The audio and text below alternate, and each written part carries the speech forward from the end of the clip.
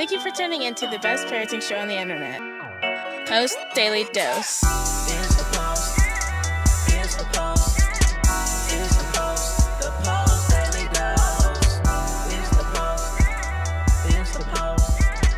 Here's the post. The Post Daily Dose. Here's the post. Here's the post. Hey, you guys. Good evening. Kristi, Saul, the co-founder of the Post+Institute, coming at you live for our nightly episode of Post Daily Dose. We're just a little bit late tonight. I just heard from Brian that he wasn't going to be able to do Dose this week.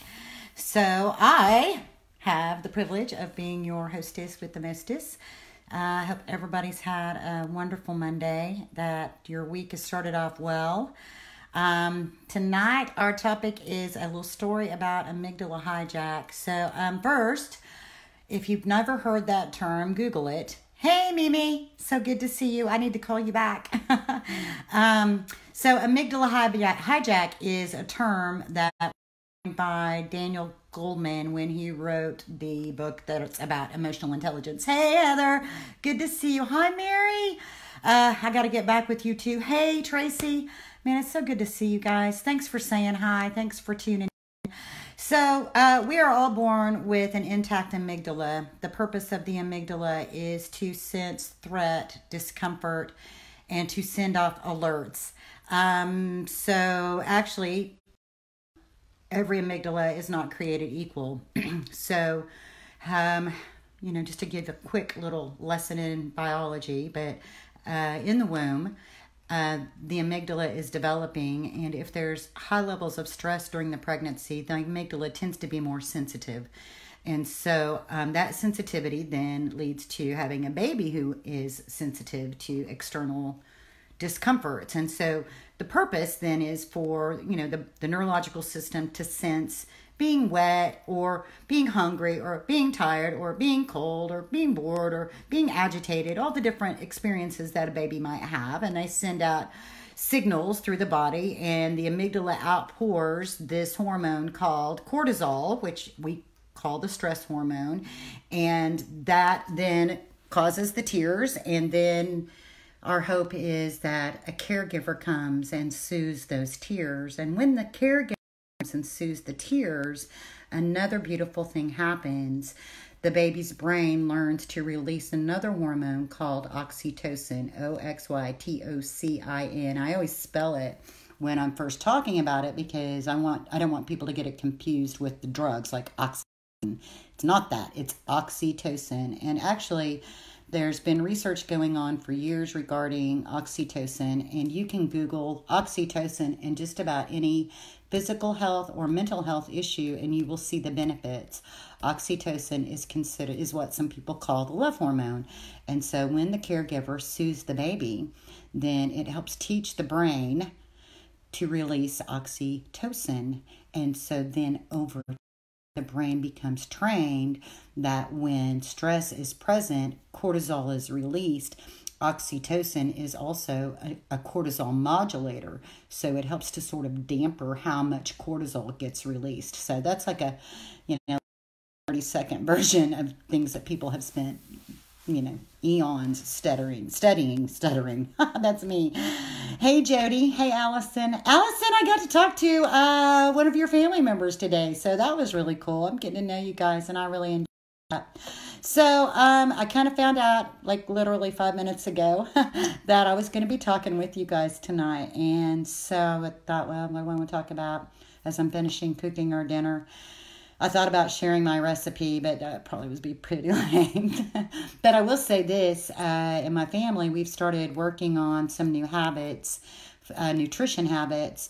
So I've been working really hard to cook, just cooking our food versus anything processed, and trying to use the freshest ingredients I can. And whenever possible, whenever I can afford it, to buy organic. And I'm already seeing, this has just been a week, and within 1 week, a drastic difference in, for me, my sleep, My mother-in-law, she's bragging. Yeah, she was a delight. She was a delight. And thank you, Allison. I just want to say thank you. I really love that you're sharing this message with your extended family. And I think about what Brian posted last week, family being on the same page and how helpful it is. And yeah, it's going to look different. You know, everybody can hear this model and read the books, but how you put it, how you practice this model is going to be unique. And I think that's the beauty of it. It's not an exact XYZ. There's no exact formula about how your loving relationship in your family is going to work. So anyway, about nutrition, just real quick, I've already noticed a tremendous difference in how I can see a difference in Marley physically because her body has difficulty processing certain foods, and I have felt a difference within literally 1 week, sleeping better, waking up more alert, more refreshed, not having as much difficulty going to sleep. And so, I just want to invite you guys to explore whatever your habits and routines are. And if there's areas, for me, it was an eating habit. We were getting back into some old habits and trying to work hard to be mindful and break those. So back to Amygdala Hijack. So I wanted to read this story to you guys because I love it and I've read it in the past. It's actually a chapter from the book Because of Winn-Dixie. And this story, Winn-Dixie is actually a dog. And the dog gets named Winn-Dixie because the dog is rescued. It's a rescue dog. And the dog is rescued, found in front of the grocery store, which is called Winn-Dixie. The main characters in this story are a little girl, who is the one who found Winn-Dixie, and her father, who is a preacher. Her mother left.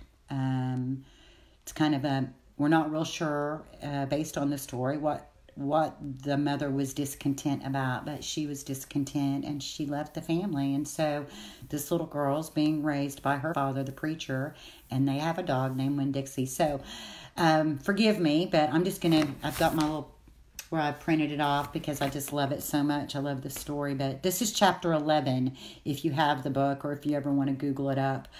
Chapter 11 from the book Because of Winn-Dixie. So they have this rescue dog and they live in a trailer, and it's the little girl and her dad.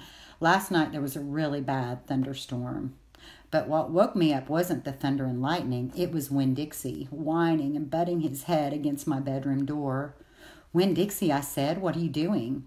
He didn't pay any attention to me. He just kept beating his head against the door and whining and whimpering.